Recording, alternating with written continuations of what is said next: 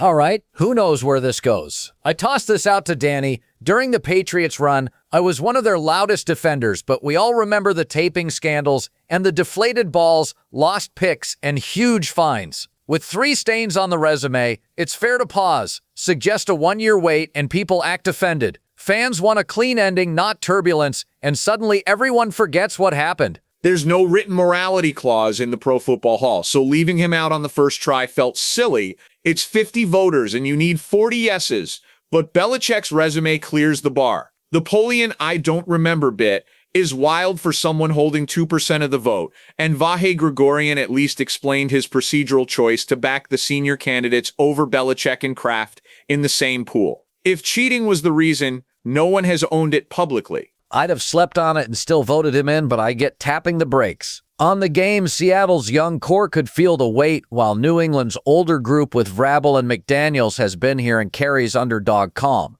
Everyone wants Seattle. That pressure plus their splash versus New England's efficiency makes me think the Pats can give them real problems. I grabbed Seattle at 3.5 the second it posted. They're deeper, more tested, and didn't live off an easy path. New England benefited from schedule luck and opponents' injuries and meltdowns. This isn't a knock on Drake May, it just feels a year early.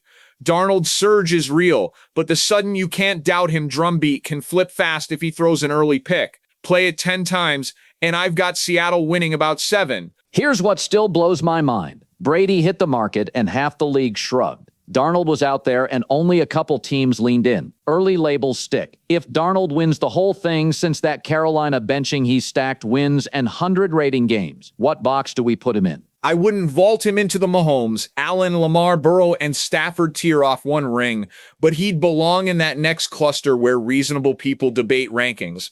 The bigger lesson is context. At 21 to 23, he was asked to rescue chaotic teams, then finally got a real coach and weapons and took off. That should keep hope alive for guys like Daniel Jones and even Kyler if the support improves. At 28, Darnold could be a top 10 fixture for years. Seattle drafts so well they aren't paying most of their stars yet, which lets them pay a quarterback without the typical roster dip. There's a massive gap between $65 million and $35 million at quarterback, and Darnold on mid-tier money with top 10 play is a roster gift. Big mobile live arm quarterbacks who aren't knuckleheads deserve a longer runway before we sell all the stock. About that 10-7 grinder in Denver, even before the whiteout, I'd have taken the chip shot to go up 2 scores with a backup. In January, I want points, not bravado. I'm with you. Early 4th downs in low-scoring playoff games make no sense, especially with a defense-led team and a backup under